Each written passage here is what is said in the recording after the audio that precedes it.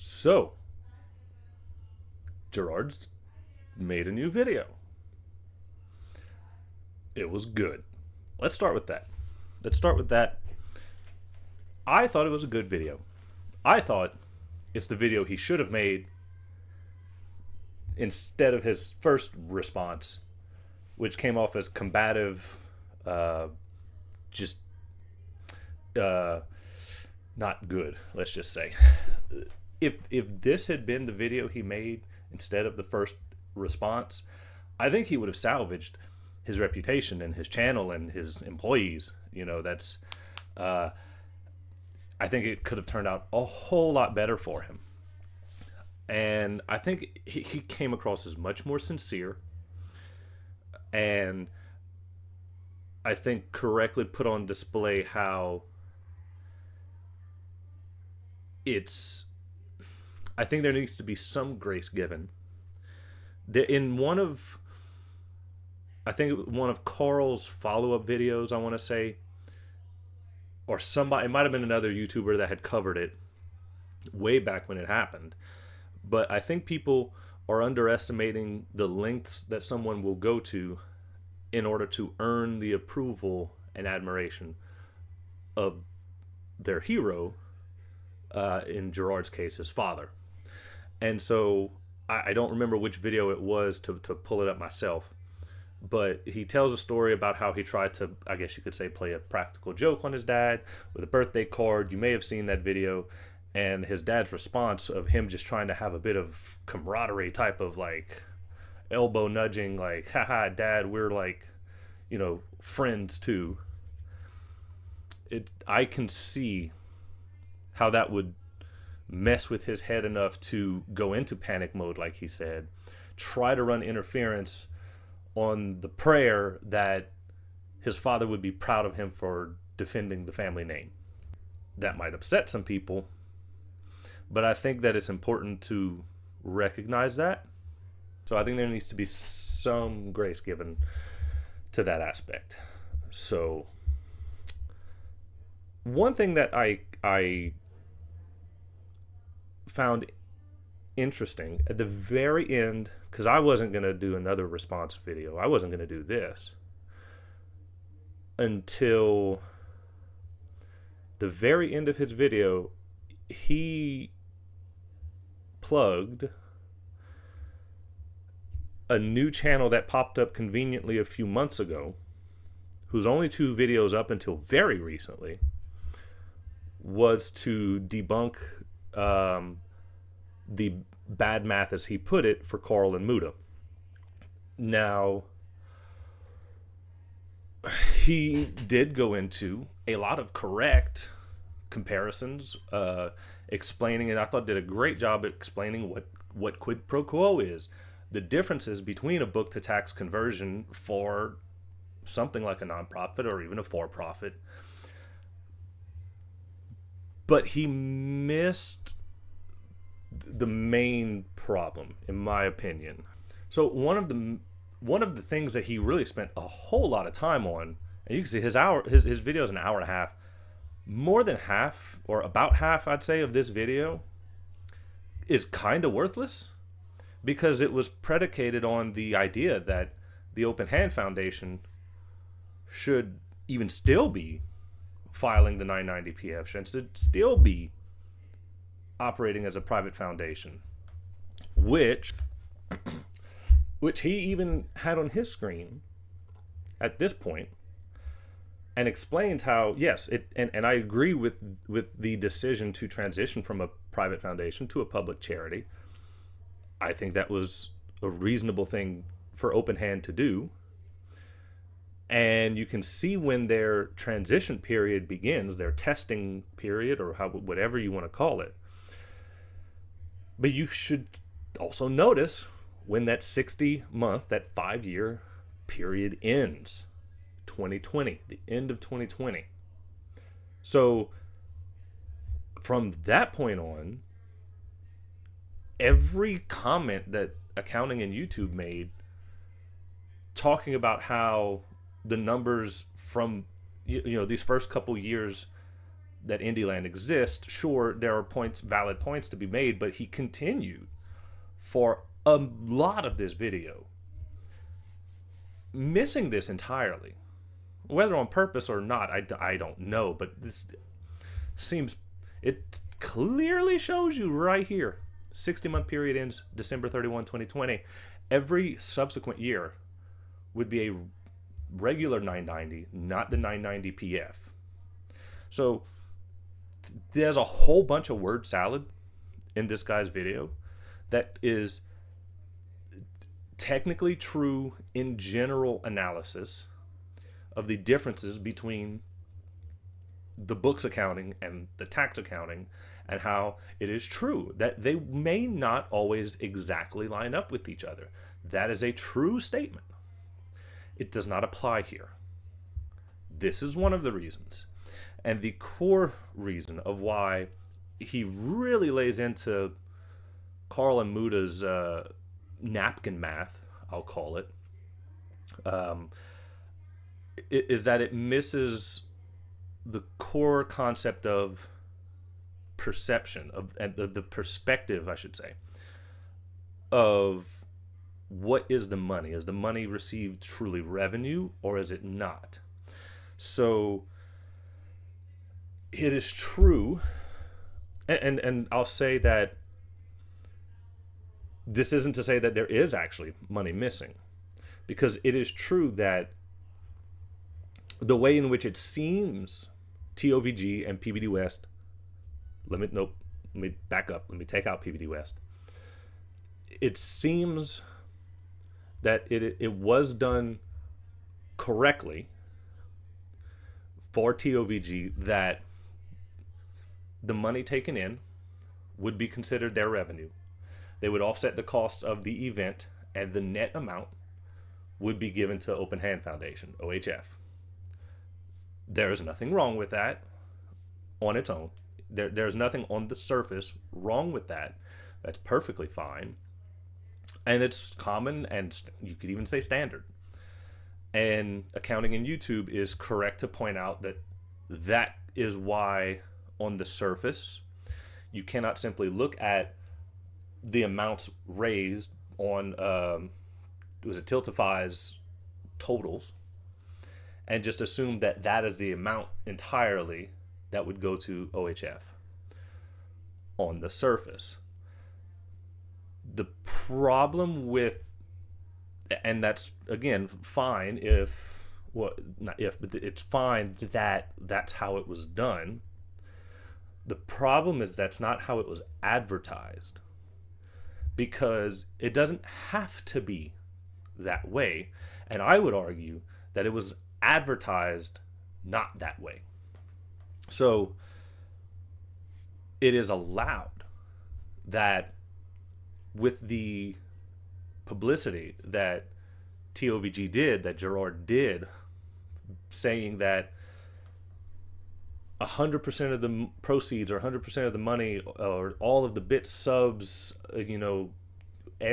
when you say that 100% of the proceeds, or all of the money received, goes to the charity, you are saying that you are acting as an intermediary or an agent on behalf of that other foundation. There is a direct link to the charity that you are collecting on behalf of. And that's different. That would allow you to not recognize that money collected as revenue, thereby not needing to offset it with your expenses. So I'll make this comparison, okay? Let's compare and hold on as I get through the complete thought, because at first this is going to sound like I might be contradicting myself, okay? Everybody may have been through a Taco Bell or a McDonald's drive-thru, or anywhere at some point where you go through, you place your order, and they say, would you like to round up or donate an extra $1 or $5 to the Ronald McDonald Foundation or something? And if you say yes, then let's just say it's $1. That additional $1 is not revenue to McDonald's. It is recorded on their books as a liability to then be given in its entirety to the Ronald McDonald Foundation. Now, that is in principle very similar to what's happened here, except that in that instance, it is clearly communicated that only that additional money is what's being sent to the charity, the foundation. That is your donation. In this case, it was clearly communicated, intentional or not, that all of the money, they didn't say all profits or all net proceeds go to the foundation. They said everything goes to the foundation. That's the part that accounting and YouTube overlooked. And that's the problem, in my opinion. And that is why I think Karl and Muta's math is the math that I inferred was the correct way to calculate it, more or less. Because if you're telling me you're acting as an agent, if you're telling me you're collecting that money on behalf of somebody else, I have no reason to expect that your expenses to host this event would be negated against that total money collected. And as far as PBD West is concerned in the golf tournament, there's even more against that. And I did notice this as I was preparing to record this. Maybe I'm wearing too much of a tinfoil hat. Okay, but for the golf tournament, the foundation did not host the golf tournament, because that is what matters too. Who's hosting it? Is Open Hand hosting it? Or is TOVG hosting this? Or is PBD West hosting the golf tournament? Because, and these were images that I saved from back in the 23 ones. This is PBD West Convenience Cups benefiting Open Hand Foundation. So I am interpreting this as PBD West is hosting an event for the specific benefit of Open Hand Foundation, and they are acting as an agent or intermediary. But then one step further, to explain why, at least for the golf tournament, all revenue with no direct cost, because this is telling me that PBD West is fronting the costs. And then, did you see them cite the tax instructions at all? Did you hear them mention anything that I just... This could, I'm going to say is, conveniently placed right over the bottom part of this pricing flyer, which I can't seem to find one anymore. So I'm glad that these are here. I didn't save one of these pictures. But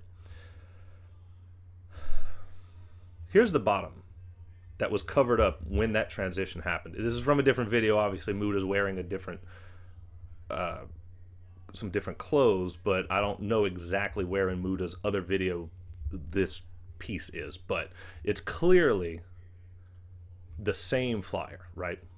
Thursday, May 11, 2023. It's the same thing. At the bottom here, people are instructed to send the money directly to Open Hand Foundation, even though PBD West is hosting the event. So PBD West is taking the burden of all of the expenses, while Open Hand is collecting the gross, not net of any direct costs.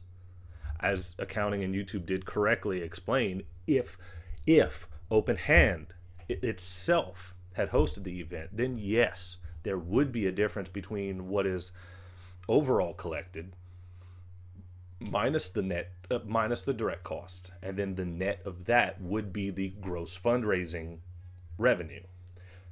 on the surface, that was a true statement. It does not apply here, in my opinion, because PBD West hosting the event, fronting the costs, with instructions to make payments directly to Open Hand Foundation.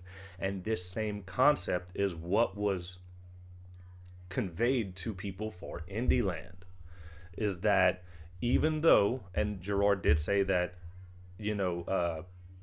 the Twitch, all of that was directly paid into their account.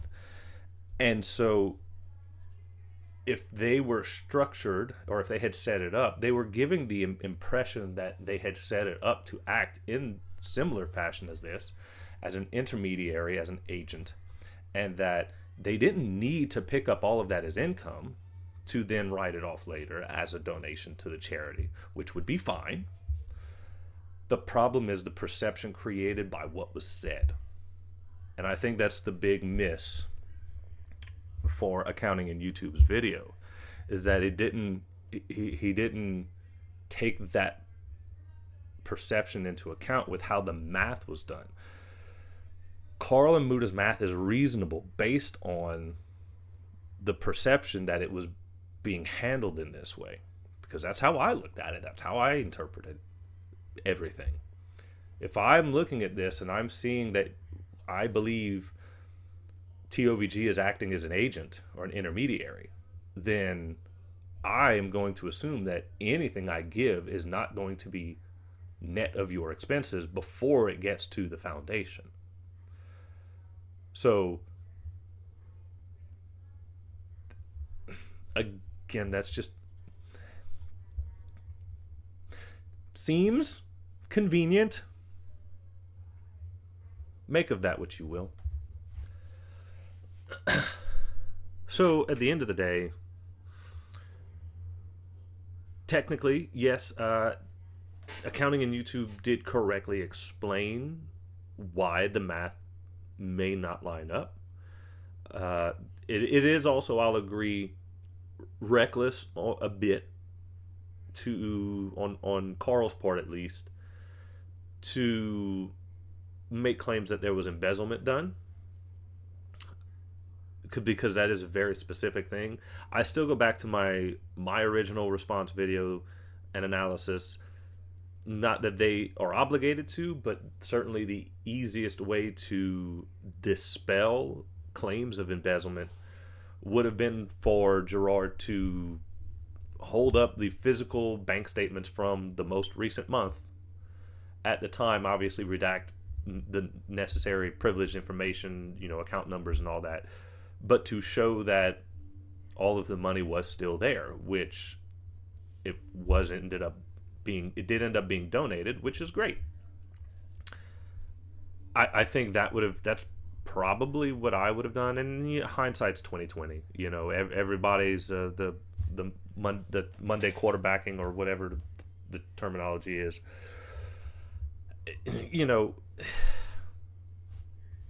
Basically, at the end of the day, it's reasonable that the math would not line up with the tax filings, based on how Accounting in YouTube explained those differences.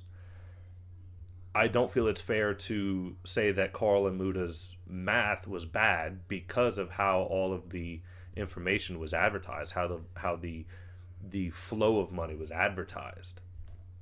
So, do I think there was embezzlement? There's no evidence to say I think that there was embezzlement, and we'll all see. I'm sure Jirard will have another video when the DOJ report is finalized, investigation is finalized, and when the 23 and 24 tax filings are finally done. So I'm sure we'll see. I think at the very least Jirard did admit he lied. He knew that the money was in there. He knew they did not actually have all of these partners that they were, giving the money to, and then went on to make Indie Land 23 and continued to knowingly lie and mislead people to donate money. And that is absolutely its own problem. But as far as the math and the numbers not lining up, Accounting in YouTube's explanation is valid, is correct, and can explain why the amount on the tax filings would potentially be less. But to say that Karl and Muta, they admitted they were not professionals in this field, but for the average person to do the napkin math that they did is reasonable. So both are right and both are wrong, in a way. So that's all I got to say. I look forward to reading if he ends up putting up the entire DOJ report when that's finished. So I do. I think I would like to become a fan again of Jirard. I think he is taking the steps towards that. But we shall see. So subscribe if you want to eventually see the video that I have recorded and yet to edit, because it got really lengthy. But if you're interested about the no tax on tips, no tax on overtime, I have a video recorded. I need to edit it. I need to do that and get it posted, because that's not as clear and cut as a lot of people seem to think, because it is in effect for 25, although you won't see the benefit until 26. And if that sounds confusing, yep. So, thank you.